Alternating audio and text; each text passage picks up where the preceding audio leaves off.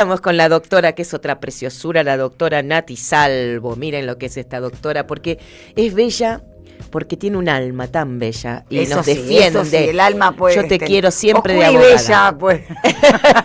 Porque Yo no te son quiero, dos conceptos incompatibles. Te quiero de doctora personal para los Ahí voy a estar, casos de amiga laborales y todo. Hablemos de cosas laborales. Hablemos a ver, de cosas Nati. laborales. Bueno, mira, Flor, hubo una nota muy interesante de Bernarda Tinetti titulada Reforma Laboral en Bicicleta, porque parece que hablamos siempre de reforma laboral. Hay que decirle a la audiencia que efectivamente es un tema que está en la picota y lo va a estar hasta fin de año, porque este gobierno se caracteriza por traer este tipo de reformas medulares en momentos en donde, digamos, uno ya no da más. En diciembre del año 2023, cuando apenas asumieron, además de la devaluación, lo que hicieron fue dictar el decreto 70/23, nos tuvieron a todos durante el mes de enero con la reforma laboral. ¿Pero por qué reforma laboral en bicicleta?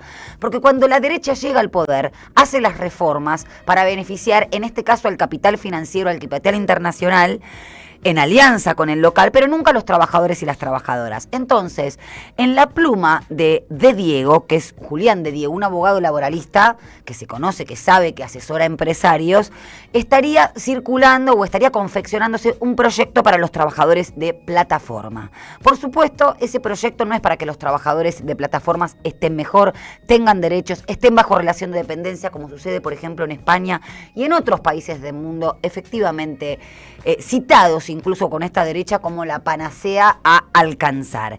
Entonces, imagínate, Flor, que el gobierno está totalmente envalentonado por el resultado electoral, entonces van con este proyecto. ¿Qué es lo que pasa? Julián de Diego también asesora freelance, según él, freelance al gobierno, al secretario de Trabajo, Julio Cordero, que fue abogado de la UIA muchísimo tiempo. Entonces acá habría un cierto conflicto de intereses que él niega, ¿no? ¿Por qué hay conflicto de intereses? Porque está asesorando al gobierno, porque es parte empresarial, porque es asesor y abogado de las empresas como Rappi, etcétera. Entonces, ¿para quién creen ustedes que va a legislar? ¿A favor de las empresas de plataforma o a favor de los trabajadores para respetar el artículo 14 bis de la Constitución Nacional? Yo quiero decirle a la audiencia que no se coma la curva. Hablamos muchas curvas que no hay que comerse en mi columna, pero no se lo coma la curva, que el derecho del trabajo es un privilegio, que el derecho del trabajo es para vagos, que no previa al mérito. Todo lo contrario, el derecho del trabajo surge como un rol del Estado compensador, admitiendo que no es igual un laburante que el dueño de una empresa, por ejemplo, de Rappi. Y esa compensación, ¿de la mano de qué viene? De las leyes, de la mano de principios constitucionales como el principio protectorio, el principio de progresividad en la adquisición del derecho, lo que supone no renunciar a derechos anteriores. Toda la reforma laboral que se viene rompe con este principio de progresividad en materia de adquisición de derechos, quiebra el principio de renunciabilidad de derechos porque los laburantes no van a tener más derechos y otros tantos principios. Entonces, ¿qué es lo que dice de Diego? El borrador en el que estamos trabajando con el secretario de Trabajo tiene 3 ejes. El salario dinámico, otra cosa. El salario dinámico es, no vas a tener salario mínimo. Te van a pagar lo que se te canta por producción y no por estar a disposición del empleador, que es lo que dice el artículo 103 de la Ley de Contrato de Trabajo. El sueldo te lo deben por estar a disposición del empleador, no por la unidad de obra que haces, por la producción que efectivamente haces. Porque si no, no te dan laburo y ya está, no tenés salario mínimo. Además va a ser un verso porque nos vienen prometiendo desde que yo era muy jovencita que con la producción ibas a ganar más y la verdad que uno produce, o en mi caso no es por cancherear, pero me he ganado premios en las radios, ¿viste? Y nunca hubo ni un ramo de flores de reconocimiento de nada, o sea que da lo mismo. Da lo mismo, Floria. Que produzcas, que vendas, que tengas un poquito así de reconocimiento.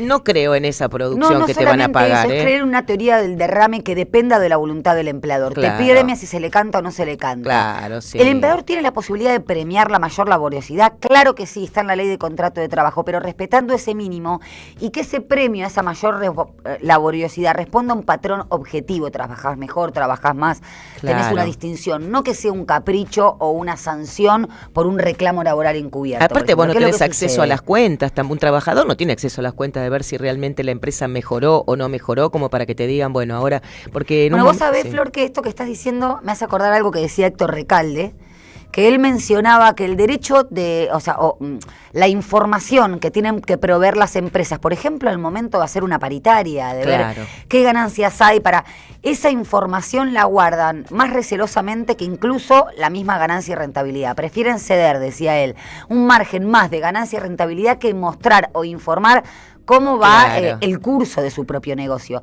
Y esto no es menor, porque en la sociedad de la libertad, en la sociedad de la sobreinformación, lo que tiene que ver con el aumento del capital sigue siendo un secreto a voces a veces, pero no está publicitado como debiera estarlo. Es que fíjate, Nati, perdón, ya me meto Sí, obviamente, fíjate, Flor. que creo que de los temas tabú que nos ha quedado siempre en el tintero es el tema económico, inclusive en familia, nadie sabe cuánto cobra el otro. Es como, podés hablar de un montón de cosas, pero preguntarle a otro, ¿cómo te estás ganando? ¿Cuánto te aumentaron? Es como una cosa, ¿por qué? Porque es algo que no se habla, y yo creo que el día que empecemos a ventilar, y porque vamos a tener más claro. Justamente el dinero, y esto es para, diría en un programa, guardar como enseñanza, el dinero tiene una libido determinada, ¿no? Ajá. Muestra tu valor. Esto también, la configuración de subjetividad que hace la derecha, ¿no? Vos sos exitoso. Hoy en día el estatus moral de la sociedad es el éxito. Claro, sí tenés. Si vos no cobrás es porque vos estás haciendo algo mal, no claro. no tenés el suficiente mérito. Es decir, la responsabilidad es tuya. Tenés la culpa de ser pobre. No, claro, no es el sistema. Claro. Entonces, ahí viene un poco. Yo te digo, a mis hijos siempre le digo lo mismo. La plata no transforma a la gente, la muestra cómo es en ese sentido, con sus miserias y con no miserias. Pero ¿qué dice este señor, este abogado patronal? El borrador en el que estamos trabajando con el secretario de Trabajo tiene 3 ejes. Salario dinámico, que cobra sentido en un escenario sin inflación, lo cual no está sucediendo, y para que se den aumentos de salario por productividad. El otro eje es flexibilizar la negociación colectiva y que sea por empresa y no por actividad. Por último, lo del banco de horas, que puede ser útil dependiendo de qué actividad se trate. Es decir, la negociación colectiva, Flor, es la forma en que las organizaciones de trabajadores y empleadores distribuyen la riqueza en el seno de las relaciones productivas de trabajo. Es un derecho humano fundamental, está protegido por convenios de la OIT, está en el artículo 14 bis de la Constitución Nacional. Esto que hoy en día el gobierno no está homologando paritarias es cercenar un derecho humano fundamental, como se hizo en todas las dictaduras, fundamentalmente en la última dictadura cívico-militar. Ahora, ¿quién es Julián de Diego? Y con esto no quiero hacer un personalismo, está muy bien, es abogado de empresas, está perfecto. El tema es que nos vendan estas reformas como que beneficien a todos. Amadou Boudou siempre dice algo, cuando te dicen en economía que esto está bien, hay que preguntar, ¿está bien para quién? Acá es lo mismo, ¿está bueno. bien para los trabajadores? Claro. No está bien para los trabajadores, está bien para el capital concentrado. Fue autor de la Ley de Riesgos de Trabajo, una ley que tuvo las mayores declaraciones de inconstitucionalidad y que fue sancionada en 1995. Es una ley que destroza al trabajador, que lo considera menos que cualquier ciudadano normal ante un caso de accidente, por ejemplo, de trabajo, etcétera. Sí. La Corte Suprema de Justicia declaró en 2 oportunidades la inconstitucionalidad de esta ley. Una fue con el caso Castillo en el año 2004 y otra con el fallo Aquino en el año 2010. Esto para que se vea, ¿no? Fue una corte de mucho renombre, esa corte, con otra composición, pero donde había efectivamente especialistas, incluso de Derecho del Trabajo, el secretario de Derechos Humanos, no me acuerdo si es Giardino en este momento, pero digo, había realmente estudio laboralista dentro de esa corte que ahora no existe. Bueno, la hoja de ruta de este jurista incluye asesorías a empresas que eligen la tercerización del personal. Por ejemplo, ADECO. Digo, ¿no? Ajá. Está mal, insisto. No, por supuesto que no está mal que se asesoren empresas. El tema es que cuando están legislando, van a legislar a favor de esas empresas, ¿sí? Bien. La tercerización, claro, es una forma de desligarte completamente de cualquier Que responsabilidad. el empleador tiene la posibilidad de segmentar el proceso productivo como mejor le parezca para obtener el fin de la propia empresa. Claro, el tema es que no tienen que deslindarse de la responsabilidad. ¿Y sabés quién introdujo la flexibilización inicial de ese artículo en la Ley de Contrato de Trabajo de la responsabilidad de las empresas usuarias respecto de las tercerizadas? La última dictadura, el 23 de abril de 1976. Mirá vos. Y claro, qué desembarcaba atrás. un modelo económico financiero y para eso necesitaban arreciar con los derechos adquiridos al amparo del peronismo, del Estado Social de Derecho, hacer desaparecer una generación con práctica política, el 48% era obreros y trabajadores, entonces necesitaban eso. Hoy en día, ¿no? Claro. Con otra prédica, es exactamente el mismo modelo económico, a eso a veces hacemos hincapié. Héctor Recalde llamaba incluso al gobierno de Menem, que tiene mucho de esto, la tercera década infame. Ajá, claro. ¿No? La primera década infame es la que todos conocemos de los años 30, la segunda década infame en la dictadura y la tercera década infame, la de Carlos Menem, continuada por la Alianza, en términos de derechos laborales. Entonces, qué interesante todo esto. y que la verdad que hay que hacer como un poquito de historia, porque ahora que se viene la regulación de la economía de plataformas, otra vez se vienen a exhumar un montón de discusiones. ¿Es relación de dependencia? ¿No es relación de dependencia? Entonces, mi pregunta de base cuando uno está desorientado, como siempre, es, a ver, en la vida siempre hay un objetivo. El objetivo de la Constitución Nacional es el bienestar general, es la justicia social, es no claudicar en la dignidad de las personas que trabajan, de las personas de tercera edad. Entonces, en ese entendimiento vos tenés que legislar. Hay principios, los principios a veces no son normas, insuflan el derecho, le dan sentido, le dan teleología, le dan finalidad, porque el derecho es para las personas, no para el capital. Claro. Esto parece a veces que hay que destacarlo, ¿no? Sí, ¿sabes que sí? ¿Sabes que la sensación que uno tiene es que es algo como que es para una élite o que está alejado de vos, que ¿no? Justamente por eso hay que insuflarle pueblo al derecho. Claro. Hay que poner, el derecho es para regular las conductas de todos y de todas. Y esto lo digo a veces por izquierda o por derecha. Si vos formás parte de cierta progresía que considerás que por tener un saber en particular, saber, conocer las leyes, sos más que el pueblo, caíste. Y por derecha, bueno, ya se sabe que consideran al derecho como un instrumento que sedimenta sus propias relaciones de poder. El derecho supo ser en oportunidades históricas un instrumento de emancipación. Lo vimos con el peronismo, la creación de los tribunales de trabajo, el estatuto del peón. Fíjate todos los logros que no pudieron destruir y que ahora, 80 años después, vienen por ellos: salario mínimo, aguinaldo, vacaciones, jubilación, movilidad jubilatoria, etcétera. Entonces, hay que prestar atención. No tenemos que creer o suponer, tener temor a debatir estas cuestiones porque son viejas. No son viejas. Volviendo a Amado Vudú, me dejaste pensando esto, claro, en el momento clave en que él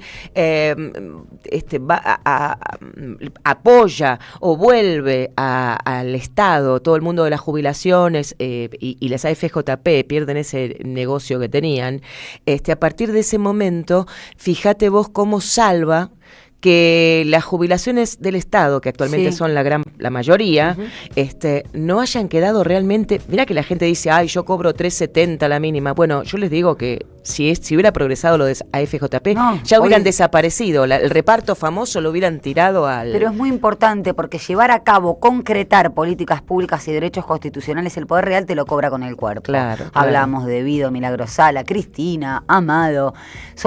Establecieron reformas que realmente beneficiaron. Totalmente. Utilizando el derecho, la estatalidad. Por eso, ¿no? Esto de Cristina de rediscutir la estatalidad. Eso no hay que perderlo de vista, porque la verdad que diagnosticadores, o lo mismo lo que estoy haciendo yo ahora, relatar con un sesgo la realidad, no configura. ¿Vos te imaginás que no hubieran CES? Justamente. Que no hubieran CES, que... ¿Cómo sería la vida nuestra? Y las AFJP no eran ni más ni menos que, actores en el mundo de la finanza. Las finanzas, ¿no? te trabajaban tu plata. Entonces vos no podés convertir en un negocio de rentabilidad lo que son derechos. Por eso cuando dicen, no, tus el horas Estado... de vida, de trabajo, claro. El Estado, esta empresa es deficitaria, el Estado tiene que dar prestaciones, que no digo que sea, por supuesto los números tienen que cerrar, pero el déficit tiene que ver con qué está financiando. Claro. ¿no? Sí, algo que, hablando de Amado, que lo estamos trayendo regularmente, él siempre menciona que al sistema previsional, que es otro derecho constitucional, se le pide el autofinanciamiento, y cuando en ninguna otra práctica, en ninguna subvención de otro derecho se pide tal cosa. Así que es otra de las cosas para tenerlo en cuenta. Pero Perdón que te interrumpí, pero me apasiona todo lo que contás, Es que me Natalia, parece importante, porque importante. Vamos a escuchar reforma laboral de acá a un par de meses. Claro. Y parece que siempre es el mismo tema y no lo es. La economía de plataformas y el trabajo, ¿no? El problema sobre la organización de las aplicaciones es que a nivel mundial pivotean en una narrativa de trabajador independiente. Si vos sos independiente, no sos dependiente, ¿no? Por el principio de no contradicción de la lógica. De esta forma quedan afuera de los sindicatos, funcionan bajo la ley de la libertad y de la igualdad o la ley de la selva, y la OIT hace mucho tiempo que ya viene desarrollando, la OIT es la Organización Internacional del Trabajo, formas de reglamentación que amparen a quienes realizan esta actividad. Hay un borrador de este convenio que deberían adherir los países miembros. Argentina lo es, pero ya sabemos qué es lo que está sucediendo con las agendas internacionales por parte de Argentina, la Agenda 2030, etcétera. Por supuesto, se corre de esa realidad. En el sistema argentino, obviamente, está como por fuera. En diciembre de este año estaría la versión oficial de este proyecto en manos o bajo la pluma de Diego, y Javier Milei lo enviaría al Congreso ya con el viento a favor de una nueva composición del Parlamento. Los puntos, Flor, serían lo que ya mencionamos en varias columnas aquí. La jornada de trabajo máxima diaria pasa a ser de 8 a 12 horas. Se puede abonar un mayor porcentaje de salario en ticket canasta, el pago en cuotas de indemnizaciones o multas por litigios judiciales. ¿Cuál es el antecedente de todo esto? La ley de bases. Claro. La ley de bases que entró en vigencia en julio del año 2024 fue el puntapié inicial, el plafón, pavimentó el camino para esta reforma laboral. Los que votaron eso, terrible. Hay que recordar esos nombres, la verdad.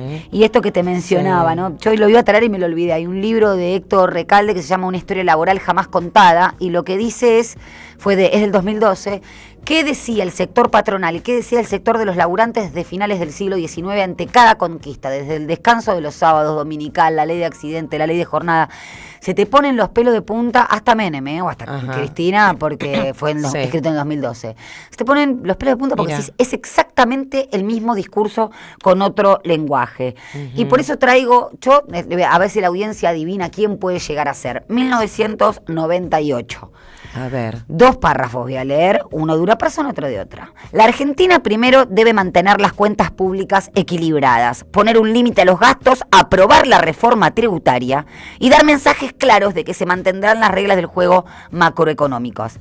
Otro punto central es una defensa de la educación del comercio exterior, dando activo apoyo a la actividad exportadora.